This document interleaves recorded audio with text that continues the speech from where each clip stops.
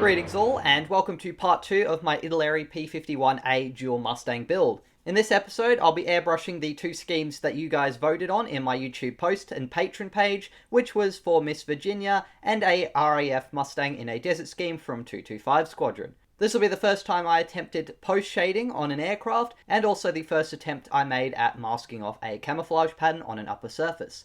So without further ado, let's get into this one. I moved on to applying a base coat of Vallejo Model Air aluminium for both of the Mustangs. This was intended to provide a more vibrant base colour for the camouflage colours, as well as act as the unpainted spinner colour for Miss Virginia, and since I also then sprayed both aircraft with some chipping fluid afterwards, I was originally intending for this to act as a metal chipping base. But after I'd applied the chipping fluid, I ended up changing my mind, as I wanted to go with something a little bit more restrained and easy to control than my experiences of dealing with chipping fluid had been. I started painting the camouflage with the lightest colour first, which for both aircraft was Vallejo Model Air number 43 Neutral Grey. This was mixed with 3 drops of Vallejo Acrylic Flow Improver, 2 drops of acrylic thinners, and 8 drops of Neutral Grey. I applied the paint in the middle of each panel first, and then gradually did several passes over the entire model until I had a nice uniform base underneath. I'd done a lot of pre-shading with my 190 kits, so with these two I wanted to experiment with post-shading instead. So once the neutral grey had been applied and had a few minutes to dry, I then added a few extra drops of neutral grey mixed with some Vallejo Model Air Light Gull Grey. This slightly lighter mix was then applied on the control surfaces and randomly around some other panels to create some lighter and darker areas, with the purpose of creating variation between panels to simulate age and repairs, as well as to highlight certain details. I didn't have an exact ratio I was using, and after some of the initial highlights and variation, I ended up adding more light gold grey into the paint mixture, making it even lighter, and then I used this to highlight the fabric elevators and some other random panels and spots on the underside of both Mustangs. To create some sharper edges and more contrast, I used some white paper as a very crude mask. I wasn't using a particular pattern, but rather just experimenting, and I rather liked the results. Once I was done, I let the paint cure for a few hours, and then masked off most of the underside of both Mustangs before painting the upper surface. I couldn't find much info on the Desert RAF Mustangs of 225 Squadron, but what I found suggested about 6 or so had been loaned from the American stock to the British, who were desperately after them mainly for reconnaissance duties. I found only one black and white photo of the aircraft, and it clearly showed a camouflage pattern along with the British roundels and squadron codes. I'd seen some suggest that these Mustangs were done up in fresh RAF Desert colours, but I imagine the camo was a rush job, so I decided to go with the other interpretation, which is that the lighter Middlestone colour was simply sprayed over the original American olive drab. Going with this option meant I would be painting both Mustangs' upper surfaces with olive drab, so I mixed up 6 drops of Vallejo Acrylic Flow Improver, 3 drops of Vallejo Acrylic Thinners, and roughly 8 drops of Vallejo Model Air USAF Olive Drab, and sprayed this over the upper surface of both aircraft in several passes. This colour is a mid-war lighter olive drab, and with the silver base colour it turned out almost like a light brownish green, which I thought looked quite good. After the olive drab had a few minutes to dry, I once again moved on to some post-shading. Looking at photos, I found one particular reference of a rather clean looking Mustang, but I noticed it still had darker panels on the outer wings, control surfaces, along the fuselage, and around the engine. I'm not sure if this is a trick of the light, something to do with the weathering of the olive drab, which apparently weathered rather heavily during the war, or even perhaps some respraying of different colours as the aircraft was repaired or repainted. But I decided to use this inspiration for some post-shading on the upper surface. First of all, I mixed a few drops of the darker early war number 41 olive drab in with the other olive drab, and sprayed this over the panel lines and in the darker spots I noticed in these photos to create the same sort of patchy, almost faded effect on the lighter ones. To then create some highlights and add more fading to the paint, I mixed some of the model colour flat white into the olive drab mix, and applied this one along some of the other panels, though I had to be very careful as I found the white was a very strong colour to mix in. In some areas, in fact, I was a little bit too heavy with the white mix, so I toned this down by doing a few light passes over both models with just olive drab, and with that I was really happy with my upper surface camouflage shading.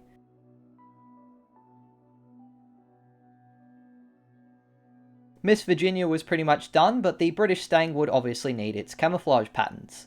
Unlike with the 190s, I decided to go for a sharper camouflage edge and attempt some masking. However, as you'll see, the materials I chose with the acrylic paints proved misguided. I printed out some 1/72nd scale plans for the P-51A and used a pencil to draw the camouflage shapes, and then cut these out and secured them to the model with Tamiya masking tape. To then keep the edges of the paper from flying off as I sprayed, I used some AK Interactive black masking putty to hold it down and blend the edges. I found this sticky and fiddly, but it appeared to mask the olive drab rather well. I initially mixed up 4 drops of Vallejo acrylic thinners with 5 drops of Vallejo Model Air Middlestone and began to apply it onto the model, but I found this colour to be very tricky to airbrush. It seemed to be too thin, got really wet and saturated rapidly, and I had a fair bit of spider webbing. So I decided to add a few more drops of the paint to make it a bit thicker, but I still had to be very careful and not apply the paint too thick and quick.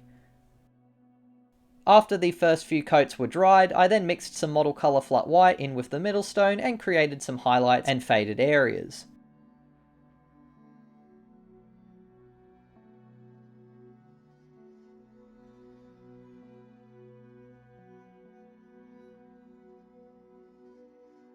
I then sat both aircraft aside to dry for a little while, and then I began removing the masking tape from both Mustangs. While Miss Virginia turned out pretty good, apart from a few chips and slight imperfections, the British Mustang's upper surface masking did not work so well. Yeah, who would have thought the water-based paints had water in them, and that managed to penetrate or saturate the paper slightly, leaving a very slightly visible light coat of Middlestone that the putty then clearly masked the edges of more effectively. Not feeling particularly inspired to try another method of masking, I decided the best solution was to simply respray over the olive drab to remove the lighter mark between the paper and the Middlestone, and then I also had to respray some of the Middlestone, and its rather temperamental nature made it rather hard, so I suffered a fair few imperfections and ended up with a very soft and messy looking result. I did consider stripping everything back, but decided to just use it as a bit of an example of what not to do in the future, so the next thing I did was to fix up some of the chips and imperfections on the underside of both aircraft, which I did by using a brush and a tiny bit of the Model Air neutral grey. Because I'd done a lot of post shading on the underside, a lot of areas didn't quite match the out of the bottle colour of the neutral grey, and it was a bit darker in spots, but I thought it kind of looked like a few patched up areas, so I wasn't too unhappy with it. Satisfied enough with both paint jobs, I decided to seal them in and prevent any more disasters from happening using some gloss varnish. The gloss varnish would also help to prepare the model for decals by providing a smooth surface for them to apply to and reducing the chance of any silvering. After the gloss varnish had had 12 hours to cure, I decided to have another gamble with some masking, and used some model colour flat yellow and Tamiya masking tape to spray the yellow markings on the British Mustang's leading edge of the wing, rather than relying on the decals. While the yellow markings dried, I hand painted the spinner with a few coats of Vallejo Vermilion Red. I then made a bit of a mistake on Miss Virginia and painted the olive drab part of the spinner with the olive drab number 41, which was a bit darker than the base camouflage. I decided to roll with it though, as I'm sure that many spare parts were not always the same age, or even had variations of olive drab in some cases. Both aircraft spinners received a few more touch-ups, and then I left the models aside and addressed the wheels. I found that the wheels included in the Italeri Mustang kit were a little bit inaccurate. Looking at some pictures of the Mustangs I was making, they also seemed to have the later D-model style wheels with the hubs and the diamond tread, so I decided instead to try 3D printing some files I found on Colts from Real Dave Winter, a link to which I'll leave in the description. I had to scale them down from 1/32nd scale to 1/72nd scale, and after I printed and cleaned them up, I sprayed all 4 of them with some Vallejo gloss black primer. To attach the wheels, I trimmed off the main strut's attachment point for the original kit's wheels, and then simply superglued them into place. Before doing any decals, I decided to add some extra details and also clean a few other things up, starting with painting both Mustangs' wheel bays with a few coats of Vallejo Model Air 71010 interior green. I also peeled some of the Model Air Middlestone off somehow with the Tamiya masking tape for the yellow, so I used a brush to try and neaten things up by applying some of the Middlestone. The propeller blades and all the tyres were then painted in Vallejo model colour flat black before I moved on to the decals. For Miss Virginia, I had all of the decals needed in the original kit, but for the British Desert Mustang, I had to scrounge around for some spare letters, though I was able to use the kit's original RAF decals and fin flash, which, despite the kit being second-hand, were still in pretty good shape.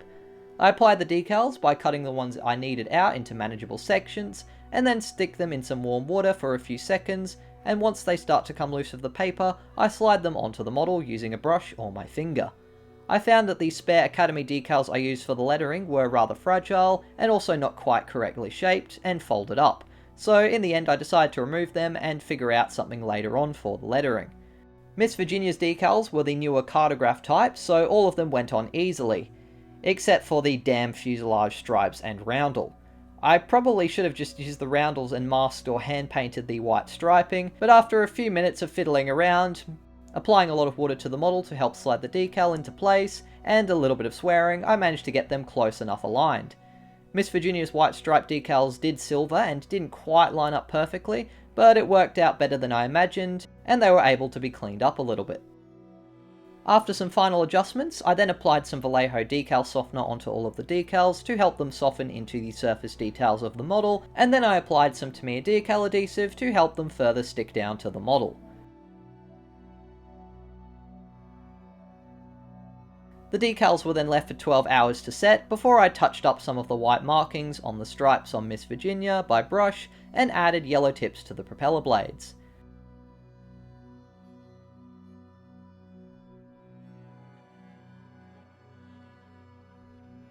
I still wanted to do some extra touch-ups, but I decided to apply some matte varnish early so that I could protect the decals. I really should have masked the spinner on Miss Virginia though, as I still wanted it to be glossy aluminium on the very tip. The matte varnish was given 12 hours to cure once it had been applied, and with the decals now protected, I decided to address the lettering on the RAF Mustang. I didn't have any appropriate decals left, so I decided to try printing out some letters using an RAF font, and using them as a reference to create masks out of Tamiya tape.